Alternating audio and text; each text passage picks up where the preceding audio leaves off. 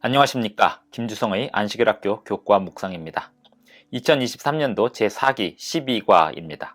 제목은 에스더와 모르드게. 이번 주 교과에서는 이방 문화권에 노출된 성도들의 삶에 대해서 살펴봅니다. 12월 17일 일요일 교과부터 보겠습니다. 제목은 이방 문화에서의 포로 상태. 이방 문화권에서 살아가기는 쉬운 일이 아닙니다.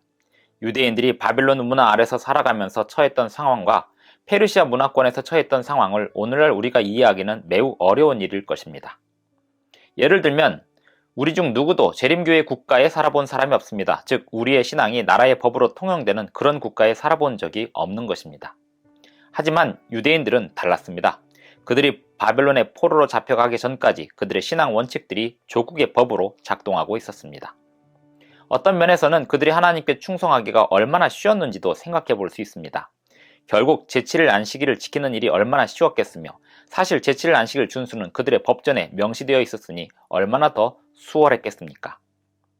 반면에 성경의 역사는 그 땅의 법령이 무엇이든 그 법령이 신앙하기에 용이하다 하더라도 신앙에 대한 충성은 마음에서 우러나와야 하는 것이고 그렇지 않으면 반대로 죄와 배도 그리고 그 멸망이 뒤따르는 것임을 교훈하고 있습니다. 이사야 29장 13절을 봅니다. 주께서 이르시되 이 백성이 입으로는 나를 가까이 하며 입술로는 나를 공경하나 그들의 마음은 내게서 멀리 떠났나니 그들이 나를 경외함은 사람의 계명으로 가르침을 받았을 뿐이라. 반대로 신앙에 충실하겠다고 결심한 사람들에 대하여는 비록 호의적이지 않은 매서운 환경이라 할지라도 그들이 율법에 순종하지 못하도록 하지는 못할 것입니다. 다니엘 1장 1절로 12절, 3장 1절로 12절, 그리고 6장 1절로 9절을 보면 호의적이지 않은 환경에 굴복하지 않았던 사람들이 나옵니다.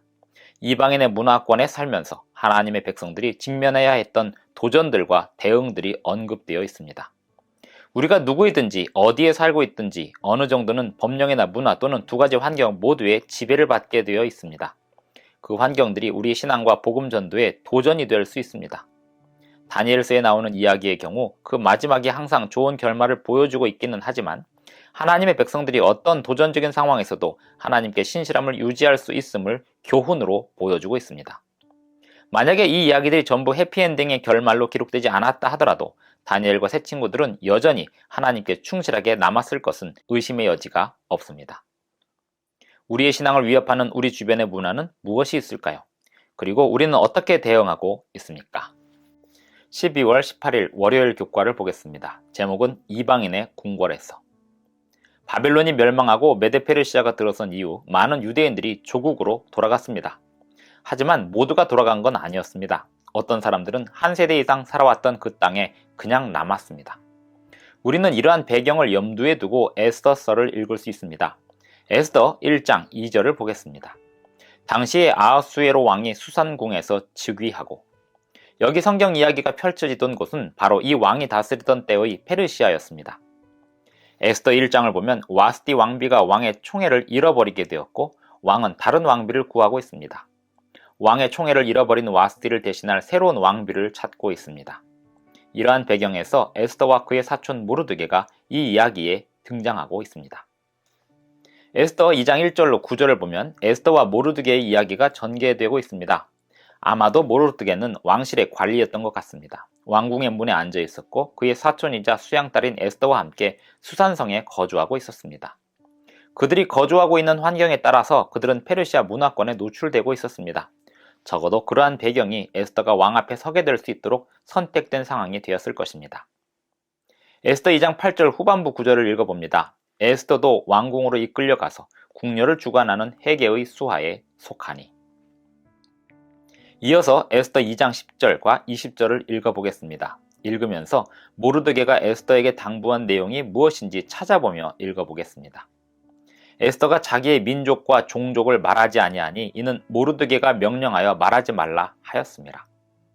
에스더는 모르드게가 명령한 대로 그 종족과 민족을 말하지 아니하니 그가 모르드게의 명령을 양육받을 때와 같이 따름이더라. 모르드게가 에스더에게 이렇게 지시한 이유가 무엇인지 정확하게 설명되어 있지는 않습니다. 다만 그 이유를 추측하기는 어렵지 않습니다. 이방 문화권과 이방 종교의 영향권에서 타지인임을 굳이 밝히는 것은 호의적이지 않은 반응을 불러일으킬 수 있기 때문이었을 것입니다. 그리하여 종족과 민족을 말하지 않는 게 좋겠다고 판단했을 것입니다. 어떤 환경에 가면 우리의 신앙을 공공연하게 드러내지 않는 편이 신중하다고 할 수 있을까요? 어떤 경우에도 우리 신앙을 공공연하게 드러내지 않으면 안 되는 걸까요? 우리 신앙을 먼저 드러내지 않는 편이 신중한 상황들이 있다는 것에 동의한다면 그 이유를 설명해 보면 좋겠습니다. 12월 19일 화요일 교과를 보겠습니다. 제목은 신실한 증인 모르드게. 이방인의 땅에 살면서 모르드게와 에스더는 머지않아 곧 만약에 그들이 하나님께 신실하기로 한다면 문제에 직면하게 될 날이 다가오고 있었습니다.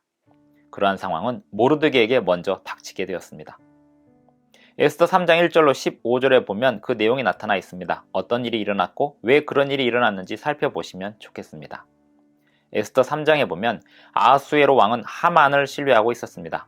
하만의 정치적 지위를 매우 높이 올려 세웠습니다. 대궐문에 앉아있는 모든 신하들은 하만에게 절하라는 왕명을 들어야 했습니다. 그런데 에스더 3장 2절에 보면 이 왕명을 어기는 한 사람이 있었습니다. 대궐문에 있는 왕의 모든 신하들이 다 왕의 명령대로 하만에게 꿇어 절하되 모르드게는 꿇지도 아니하고 절하지도 아니하니. 성경은 모르드게가 왜 하만에게 절하지 않았는지에 대하여 그 이유를 따로 말하지 않고 있습니다. 하지만 우리는 그 이유를 알고 있습니다. 모르드게는 신실한 유대인이었습니다. 모르드게는 아말렉 사람 아각의 후손에게 경외심을 표현할 마음이 없었습니다. 아말렉 사람은 출애굽 시대 이후 이스라엘의 적이었습니다. 신실한 유대인이 어떻게 아말렉 사람에게 경의를 표할 수 있었겠습니까? 그 문제 외에도 신실한 유대인으로서 모르드게는 하나님 외에 다른 누구에게 경배를 표할 수도 없었습니다. 그리하여 대궐문에 있던 다른 신하들이 모르드게에게 질문을 합니다. 에스더 3장 3절을 읽어보겠습니다. 대궐문에 있는 왕의 신하들이 모르드게에게 이르되 너는 어찌하여 왕의 명령을 거역하느냐 하고. 그에 대하여 모르드게의 반응이 어땠는지 자세히는 알 수 없지만 그 다음 구절은 이렇게 기록되어 있습니다. 자기는 유다인임을 알렸더니. 확실히 이런 반응을 통하여 모르드게는 천지를 창조하신 하나님을 경배하는 자기의 입장을 설명할 수 있었습니다. 천지를 창조하신 하나님 외에 죄 많은 인간을 경배할 수 없음을 설명할 수 있었습니다. 모르드게는 어느 정도 자신의 신앙에 관하여 증거할 수 있었습니다. 하지만 모르드게가 자신의 신앙을 견고히 붙들고 있던 탓에 상황은 모르드게뿐 아니라 다른 사람까지도 위험에 처하게 돌아갔습니다. 리뷰 앤 헤럴드 1884년 5월 13일자의 기록을 읽어봅니다. 다니엘과 그의 친구들 그리고 모르드게를 통해 바벨론 왕궁의 도덕적 어둠 가운데 밝은 빛이 비춰졌다. 하만이 유대인 전체를 몰살시키기 원했을 때 하만은 유대인들에 대하여 이렇게 말합니다. 에스더 3장 8절을 봅니다. 하만이 아하수에로 왕에게 아뢰되 한 민족이 왕의 나라 각 지방 백성 중에 흩어져 거하는데 그 법률이 만민의 것과 달라서 왕의 법률을 지키지 아니하오니 용납하는 것이 왕에게 무익하니이다. 하만은 유대인에 관하여 그 법률이 만민의 것과 다르고 왕의 법률을 지키지 않는다고 말하므로 박해할 분명한 이유를 만들고 있었습니다. 오늘날에도 모르드게처럼 시련을 당하는 경우는 어떤 때일까요? 그러할 때 우리는 어떻게 반응해야 할까요? 12월 20일 수요일 교과입니다. 제목은 신실한 증인 모르드게. 에스더 4장 1절로 14절을 보면 에스더가 자기가 유대인임을 고해야 할 적절한 때라고 권함을 받고 있습니다. 어떤 내용이 담겨 있는지 확인해 보시기 바랍니다. 모르드게가 에스더에게 도움을 요청한 때는 에스더가 아하수에로의 왕비가 된 지 몇 년이 지나서였습니다. 하지만 페르시아에는 법이 있었는데 그 누구도 왕이 먼저 부르기 전에 왕의 보좌에 먼저 나가는 것은 안 된다는 법이었습니다. 만약 그 법을 어길 시에는 죽음을 각오해야 했습니다. 에스더는 이러한 위험을 감수하고 왕의 보좌 앞에 초대되지 않은 채로 서야 했습니다. 모르드게의 믿음은 에스더의 믿음을 일깨웠습니다. 에스더서의 한가운데에서 에스더에게 전하는 모르드게의 말이 들리고 있습니다. 에스더 4장 13절 14절을 봅니다. 모르드게가 그를 시켜 에스더에게 회답하되 너는 왕궁에 있으니 모든 유다인 중에 홀로 목숨을 건지리라 생각하지 말라. 이때 내가 만일 잠잠하여 말이 없으면 유다인은 다른 데로 말미암아 노임과 구원을 얻으려니와 너와 내 아버지 집은 멸망하리라. 내가 왕 후에 자리를 얻은 것이 이 때를 위함이 아닌지 누가 알겠느냐 하니. 에스더의 신앙은 동족 유다인을 위한 헌신과 사랑의 호소 앞에 시험을 받았습니다. 모르드게 말고는 아무도 에스더가 유다인임을 모르고 있었습니다. 그리고 만약에 에스더가 모르드게의 제안을 받아들인다면 그 순간 그는 그 자신의 생명을 내놓을 각오를 해야 했습니다. 하나님을 향한 에스더의 신앙은 견고했습니다. 하나님의 도움 없이는 성공할 수 없음을 에스더는 잘 알았습니다. 에스더의 대답은 그 신앙이 어떠했는지를 드러냅니다. 에스더 4장 16절을 봅니다. 당신은 가서 수산에 있는 유다인을 다 모으고 나를 위하여 금식하되 밤낮 3일을 먹지도 말고 마시지도 마소서. 나도 나의 시녀와 더불어 이렇게 금식한 후에 규례를 어기고 왕에게 나아가리니 죽으면 죽으리이다 하니라. 모르드게는 이러한 내용을 수산성에 있는 모든 유대인에게 전했습니다. 그리고 그들 모두가 금식하는 동안 에스더는 그 위험한 순간을 준비하고 있었습니다. 에스더 5장 1절 2절을 봅니다.